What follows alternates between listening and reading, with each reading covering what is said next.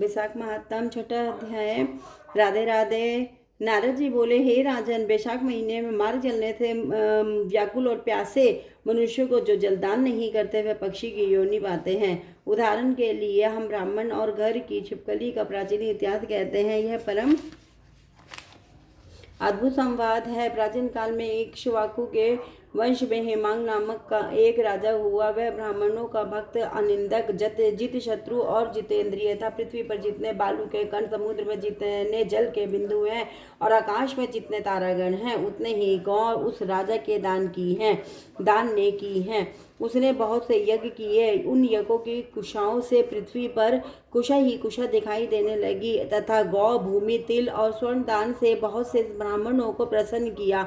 कोई ऐसा दान नहीं जो उसने नहीं किया। परंतु हे राजन, सुख की इच्छा करने वाले उस राजा ने एक जलदान नहीं किया। ब्रह्मपुत्र महात्मा वशिष्ठ जी ने उसे ज्ञान भी कराया कि जल दान करो, परंतु उसने दुर्बुद्धि और हेतुवाद से कहा कि जल तो बिना मूल्य ही मिलता है, इसे दान करने वाले को क्या फल मिलेगा।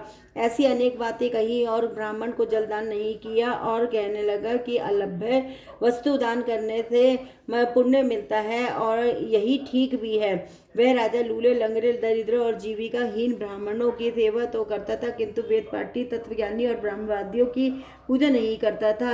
वह राजा कहा करता था कि विख्यात ब्राह्मणों की पूजा सेवा तो सब ही करते, परंतु अनाथ, बिना पढ़े लिखे, लूले लंगड़े ब्राह्मण और दरिद्रों की बड़ी दुर्गति है। तब ऐसे ही लोगों मेरी दया के पात्र है। इस प्रकार वह दुर्बुद्धि कुपात्रों को दान देता रहा। इस महादोष के कारण 3 जन्म तक उसे चातक की योनि मिली। फिर 1 जन्म गिद्ध बना और 7 जन्म तक कुत्ते की योनि में रहा। फिर हे राजन, वह एक राजा के घर छिपकली की योनि में जाकर रहा। उसका नाम श्रुति कीर्ति था और मिथिलापुरी का राजा था। छिपकली घर के दरवाजे की चौखट के ऊपर कीड़ों को भक्षण करती हुई 87 वर्ष तक वहीं रही।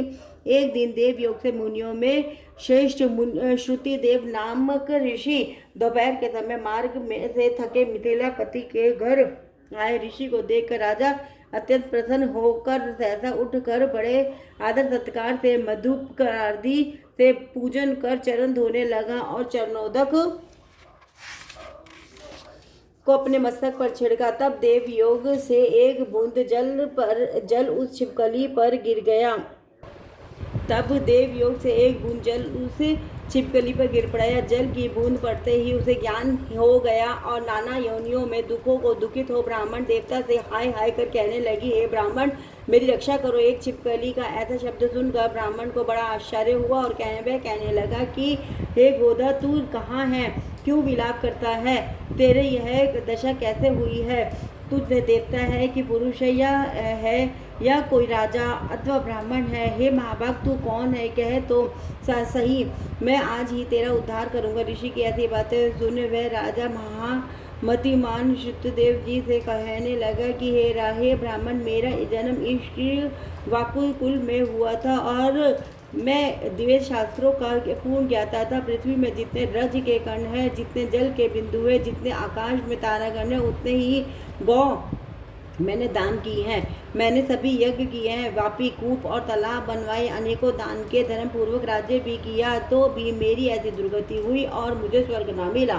3 जन्म तक मुझे चातक योनि मिली। 1 जन्म में गिद्ध हुआ। फिर 7 जन्म तक कुत्ते की योनि पाई।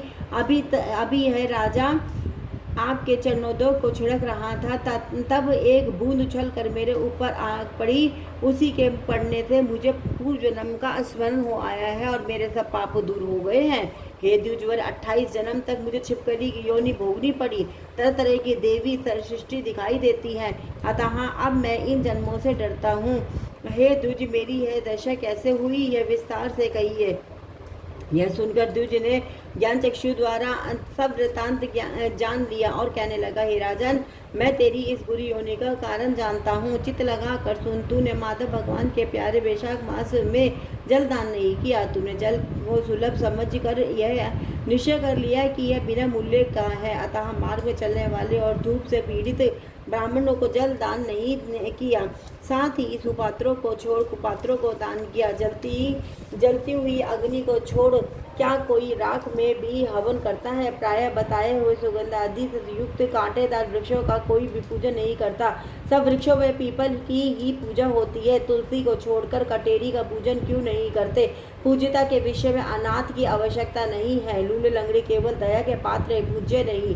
तपस्वी ज्ञानी वे शास्त्रों के ज्ञाता ये विष्णु भगवान के स्वरूप है, अतः वे सदा पूज्य हैं।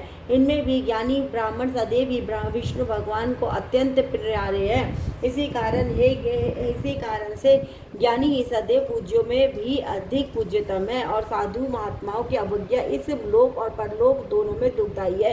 महापुरुषों की सेवा ही धर्म अर्थ मोक्ष का कारण है। ऐसे ही करोड़ों अंध जाति कर्तव्य को नहीं देखते। ऐसे मंद आश्रम के लोगों की संगति से कुछ नहीं मिलता है। वैसे ही जल में तीर्थ तथा मिट्टी अथवा पत्थर के बने देवताओं से भी तत्काल कुछ लाभ नहीं होता है। यह तो बहुत काल में पवित्र करते हैं, किंतु साधु महात्मा दर्शन से ही पवित्र कर देते हैं। साधु सेवा से कोई सुशिक्षित पुरुष दुखी नहीं होता। जैसे अमृत पान करने से जन्म मरण वृद्धावस्था आदि दुख नहीं देते।